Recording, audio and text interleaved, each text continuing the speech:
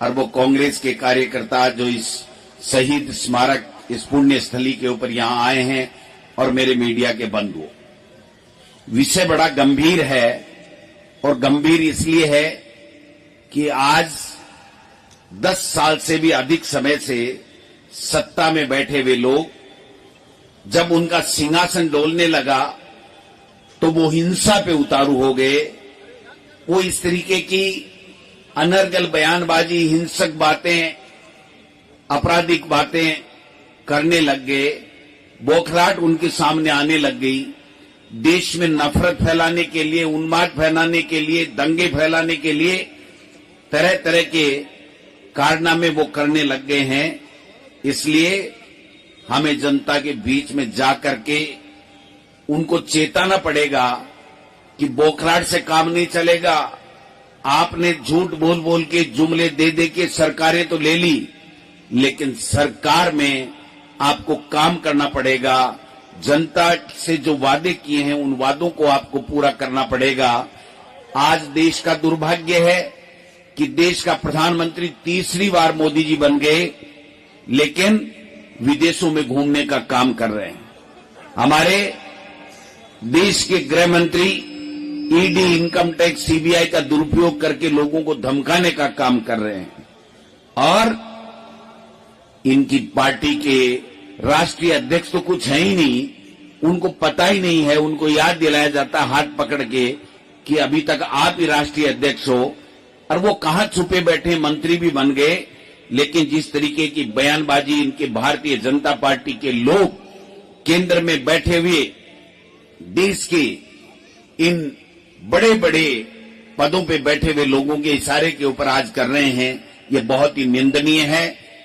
ये कोई छोटी बात नहीं है कि राहुल गांधी जी जो देश की आवाज बनकर के कई सालों से देश के लोगों की समस्याओं को उठाने का काम कर रहे हैं। जब 10 साल हमारी सरकार थी, राहुल गांधी जी कोई पद पे नहीं थे, सोनिया गांधी जी कोई पद पे नहीं थी, लेकिन आपने देखा होगा बच्चों की शिक्षा के लिए राइट टू एजुकेशन लेकर के आए। हमारे यूपी की जब सरकार थी तो गरीब को कैसे रोजगार मिले, कैसे उसको 2 वक्त की रोजी रोटी मिले, उसके लिए मनरेगा लेकर के आए, और राइट टू फूड, गरीब को खाना मिले, वो भूखा नहीं सोए, इस प्रकार का कानून लेकर के आए थे।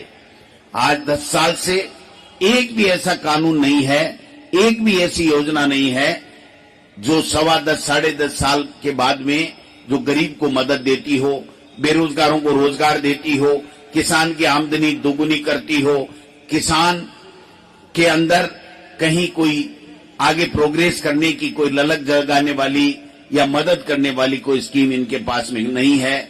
जबकि जब किसान अपना हक मांगने के लिए उनके वादे के मुताबिक जब दिल्ली जा रहा था प्रदर्शन करने के लिए, अपनी बात कहने के लिए, तो 15 महीने तक खून के आंसू रुलाए गए। उनको किस प्रकार से आतंकवादी कहा गया, किस प्रकार से उनको चोर उचगा खाया गया, खालिस्तानी कहा गया, लेकिन किसान ने सहन कर लिया। देश के वातावरण को नहीं बिगड़ने दिया, देश के भाईचारे को नहीं बिगड़ने दिया। और अब हद हो गई जब स्वर्गीय इंदिरा गांधी के पोते और स्वर्गीय राजीव गांधी जी के बेटे, जिन्होंने देश की एकता और अखंडता के लिए अपने प्राण न्यौछावर कर दिए, उस राहुल गांधी को जो देश के नौजवान की, गरीब की, दलित की, पिछड़े की, माइनॉरिटी की, महिलाओं की, सबकी आवाज बनकर के इस देश में और लोकसभा के अंदर नेता प्रतिपक्ष के रूप में अपनी आवाज बुलंद कर रहा है देश के लोगों की, उसके खिलाफ किस प्रकार की बयानबाजी कर रहे हैं। तरविंदर सिंह मारवा जो दिल्ली का नेता है, वो ये कहता है कि राहुल गांधी तेरा वो हस्न होगा जो तेरी दादी का हुआ। इससे बड़ी शर्म की कोई बात हो नहीं सकती है। मैं समझता हूं कि रणवीर बिट्टू, बहन सिंह जी का पोता, जिन्होंने पूरी उम्र कांग्रेस को वहां पर विभिन्न पदों के ऊपर बैठे रहे, कांग्रेस को अपनी मां कहते रहे, 3 बार ये भी एमपी बना, कांग्रेस को मां कहता रहा, राहुल गांधी जी को अपना नेता मानने वाला व्यक्ति आज इतने नीचे उतर गया कि राहुल गांधी को आतंकी कह रहा है। मैं समझता हूं इससे बड़ी शर्म की बात कोई हो नहीं सकती।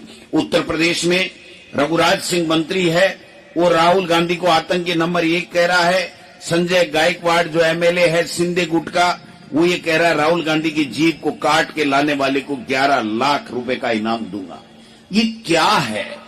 मैं मीडिया के बंधुओं से पूछना चाहता हूं, हमारा सर्व का धर्म बनता है कि ये 36 कौम भाईचारे के साथ में इस देश में अमन चैन कायम रहे, प्रोग्रेस करें, अपने बच्चों को पढ़ाएं, अपने परिवार को और ऊंचाइयां पे जाने के लिए अच्छी अच्छी शिक्षा दें। उसके लिए सरकारें बनाई जाती हैं। आज सरकार में बैठा हुआ एक भी व्यक्ति ने, भारतीय जनता पार्टी के एक भी व्यक्ति ने, चाहे वो केंद्र का हो चाहे वो राज्यों का हो, एक भी व्यक्ति ने इन बयानों की निंदा नहीं की है। इसका मतलब साफ है कि इनके इरादे नेक नहीं है। इनका एक ही इरादा है कि अब तीसरी बार जैसे तैसे बन तो गए, लेकिन 5 साल ये सरकार चलने वाली नहीं है। ये सरकार बीच में जाने वाली है। इस देश में किसी तरीके से नफरत फैलाओ, देश में दंगे फैलाओ और भाई को भाई से लड़ाओ और इस प्रकार के बयानबाजी और इस प्रकार के कुकृत्य करो जिससे देश में अफरा तफरी का माहौल हो जाए और कोई हल्ले गुल्ले के अंदर इस तरीके का कानून पारित कर लें या इमरजेंसी लगा करके ये देश पे कब्जा करना चाहते हैं। आज जनता मोदी जी को नहीं चाहती है। मोदी जी ने 400 पार का नारा दिया, आपने देखा होगा बहुमत नहीं ले पाए। हमारे यहाँ मुख्यमंत्री जी बार बार बोलते थे दिल्ली से पर्ची के मुताबिक 25 में से 25 आएंगी, 5 लाख से सब जीतेंगे। अब मुख्यमंत्री जी को कोई पूछे कि वो 11 गायब कहां हो गए?